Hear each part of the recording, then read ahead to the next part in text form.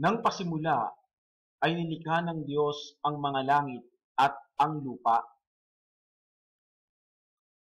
At ang lupa ay walang anyo at walang laman, at ang kadiliman ay sumasaibabaw ng kalaliman, at ang Espiritu ng Diyos ay sumasaibabaw ng tubig. At sinabi ng Diyos, magkaroon ng liwanag, at nagkaroon ng liwanag. At nakita ng Diyos ang liwanag na mabuti, at inihiwalay ng Diyos ang liwanag sa kadiliman. At tinawag ng Diyos ang liwanag na araw, at tinawag niya ang kadiliman na gabi, at nagkahapon at nagkaumaga ang unang araw. At sinabi ng Diyos, magkaroon ng isang kalawakan sa gitna ng tubig, at mahiwalay ang tubig sa kapwa tubig. At ginawa ng Diyos ang kalawakan, at inihiwalay ang tubig na nasa ilalim ng kalawakan sa tubig na nasa itaas ng kalawakan, at nagkagayon. At tinawag ng Diyos ang kalawakan na langit, at nagkahapon at nagkaumaga ang ikalawang araw. At sinabi ng Diyos, mapisan ang tubig na nasa silong ng langit sa isang dako, at lumitaw ang katuyuan, at nagkagayon. At tinawag ng Diyos ang katuyuan na lupa, at ang kapisanan ng tubig ay tinawag niyang mga dagat, at nakita ng Diyos na mabuti. At sinabi ng Diyos, sibulan ang lupa ng damo, pananim na nagkakabinhi, at punong kahoy na namumunga ayon sa kaniyang pagkakahoy, nataglay ang kaniyang binhi sa ibabaw ng lupa, at nagkagayon. At ang lupa ay sinibulan ng damo, pananim na nagkakabinhi ayon sa kaniyang pagkapananim, at ng punong kahoy na namumunga, nataglay ang kaniyang binhi ayon sa kaniyang pagkakahoy, at nakita ng Diyos na mabuti. At nagkahapon at nagkaumaga ang ikatlong araw. At sinabi ng Diyos, magkaroon ng mga tanglaw sa kalawakan ng langit upang maghiwalay ng araw sa gabi, at maging pinakatanda at pinakabahagi ng panahon ng mga araw at ng mga taon, at maging pinakatanglaw sa kalawakan ng langit upang tumanglaw sa ibabaw ng lupa, at nagkagayon. At nilikha ng Diyos ang dalawang malaking tanglaw. Ang malaking tanglaw ay upang magpuno sa araw, at ang maliit na tanglaw ay upang magpuno sa gabi. Nilikha rin niya ang mga bituin. At mga inilagay ng Diyos sa kalawakan ng langit upang tumanglaw sa ibabaw ng lupa, at upang magpuno sa araw at sa gabi, at upang maghiwalay ng liwanag sa kadiliman, at nakita ng Diyos na mabuti. At nagkahapon at nagkaumaga ang ikaapat na araw. At sinabi ng Diyos, bukala ng sagana ang tubig ng mga gumagalaw na kinapal na may buhay, at magsilipad ang mga ibon sa itaas ng lupa, sa luwal na kalawakan ng himpapawid. At nilikha ng Diyos ang malalaking hayop sa dagat, at ang bawat may buhay na kinapal na gumagalaw, na ibinukal na sagana ng tubig ayon sa kani-kaniyang uri, at ang lahat na may pakpak na ibon ayon sa kani-kaniyang uri, at nakita ng Diyos na mabuti. At mga binasbasa ng Diyos at sinabi, kayo'y magpalaanakin at magpakarami, at inyong punuin ang tubig sa mga dagat, at magpakarami ang mga ibon sa lupa. At nagkahapon at nagkaumaga ang ikalimang araw. At sinabi ng Diyos, Bukalan ang lupa ng mga may buhay na kinapan, ayon sa kani-kaniyang uri ng hayop, at ng mga kinapal na umuusad, at ng mga ganid sa lupa, ayon sa kani-kaniyang uri, at nagkagayon. At nilikha ng Diyos ang ganid sa lupa, ayon sa kaniyang uri, at ang hayop ayon sa kaniyang uri, at ang bawat umuusad sa ibabaw ng lupa ayon sa kani-kaniyang uri, at nakita ng Diyos na mabuti. At sinabi ng Diyos, lalangin natin ang tao sa ating larawan, ayon sa ating wangis, at magkaroon sila ng kapangyarihan sa mga isda sa dagat, at sa mga ibon sa himpapawid, at sa mga hayop, at sa buong lupa, at sa bawat umuusad na nagsisiusad sa ibabaw ng lupa. At nilalang ng Diyos ang tao ayon sa kaniyang sariling larawan. Ayon sa larawan ng Diyos, siya nilalang. Nilalang niya sila na lalaki at babae.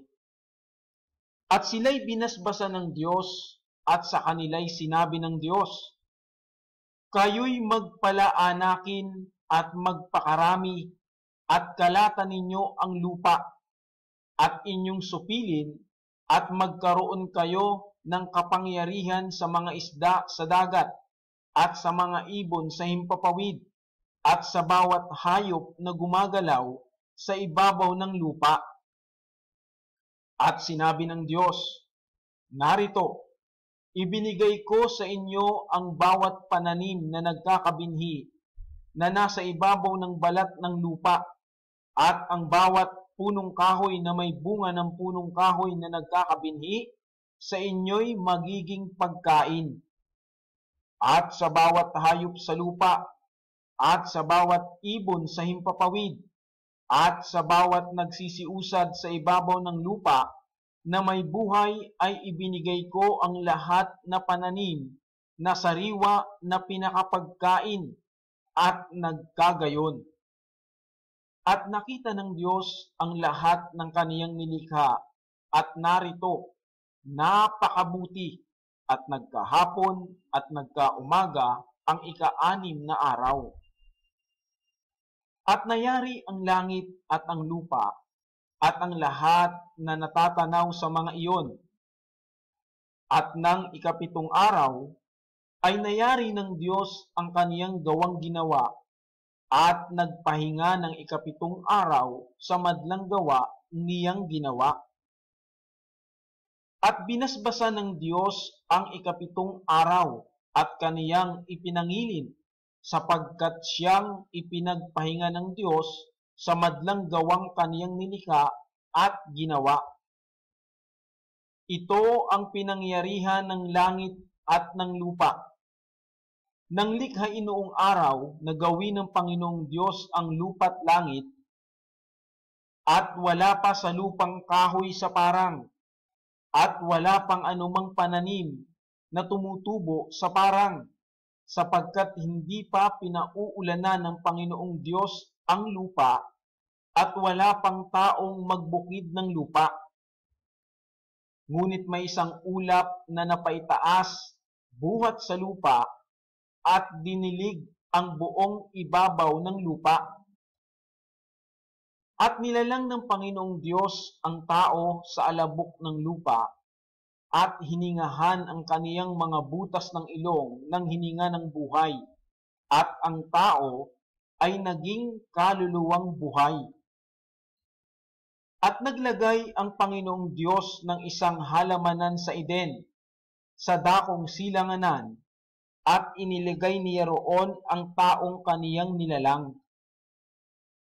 At pinatubo ng Panginoong Diyos sa lupa ang lahat na punong kahoy na nakalulugod sa paningin, at mabubuting kanin, gayon din ang punong kahoy ng buhay sa gitna ng halamanan, at ang punong kahoy ng pagkakilala ng mabuti at masama. At may isang ilog na lumalabas sa Eden, na dumidilig sa halamanan at mula rooy nabahagi at nag-apat na sanga. Ang pangalan ng una ay Pison, na siyang lumiligid sa buong lupain ng Habila na dooy may ginto. At ang ginto sa lupang yaoy mabuti. Mayroon din naman doong bedelyo at batong onyx. At ang pangalan ng ikalawang ilog ay Gihon, na siyang lumiligid sa buong lupain ng Kos. At ang pangalan ng ikatlong ilog ay Hidisel, na siyang umaagos sa tapat ng Assyria. At ang ikaapat na ilog ay ang Euphrates. At kinuha ng Panginoong Diyos ang lalaki at inilagay sa halamanan ng Eden upang kaniyang alagaan at ingatan. At iniutos ng Panginoong Diyos sa lalaki na sinabi, sa lahat ng punong kahoy sa halamanan ay makakakain ka na may kalayaan. Datapwat sa kahoy ng pagkakilala ng mabuti at masama ay huwag kang kakain, sapagkat sa araw na ikaw ay kumain, niyaon ay walang pagsalang mamamatay ka.